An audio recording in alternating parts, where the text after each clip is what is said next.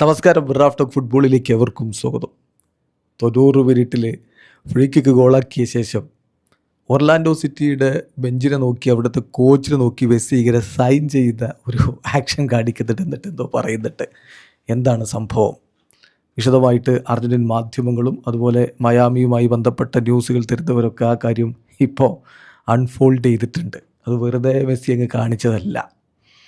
അതായത് at the half time score 2-0. Orlando സിറ്റിയാണ് മുന്നിൽ.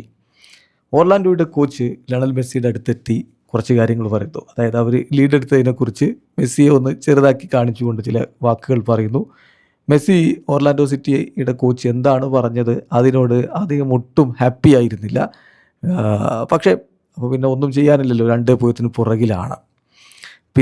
പിന്നെ തിരിച്ചു വരവ്, രണ്ടാം പകുതിയിലെ തിരിച്ചു വരവ്, മെസ്സിയുടെ വക ഇരട്ട ഗോളുകൾ, ആദ്യം ഒരു കിടിലൻ ഗോൾ, പിന്നെ അവസാനം ആ ഫ്രീ കിക്ക് ഗോളിലൂടെ 4-2 ഇന്റർ മയാമിക്ക് വിജയം ഉറപ്പാക്കിയിട്ട് ലിയോ മെസ്സി ആ ഫ്രീ കിക്കിന് ശേഷം ഓർലാൻഡോ സിറ്റിയുടെ ബെഞ്ചിനെ നോക്കിക്കൊണ്ട് പറയുകയാണ്, സൈൻ വേണോ? അതായത് ഓട്ടോഗ്രാഫ് വേണോ? കളി കഴിഞ്ഞിട്ട് തരാം. ഇപ്പോൾ നിനക്ക് ഓട്ടോഗ്രാഫ് വേണോ എന്നാണ് ചോദിക്കുന്നത് കോച്ചിനോട്. ചുരുക്കി പറഞ്ഞാൽ മെസ്സിയെപ്പോലൊരു താരത്തെ കളി കഴിയുവോളം ചൊറിയാൻ നിൽക്കരുത്. കാരണം അയാൾക്ക് 1-2 നിമിഷങ്ങൾ മതിയാവും കളി മാറ്റിമറിക്കാൻ. അപ്പോഴാണ് ഹാഫ് ടൈം പോയി ഒരുത്തൻ ചൊറിയുന്നത്. അത് നോക്കണം.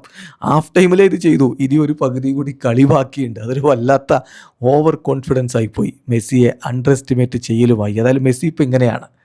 അതായത് പണ്ടൊക്കെ പിന്നെ എന്ന് പറഞ്ഞാൽ ഇപ്പോൾ അപ്പോൾ തിരിച്ചു കൊടുക്കുകയാണ്.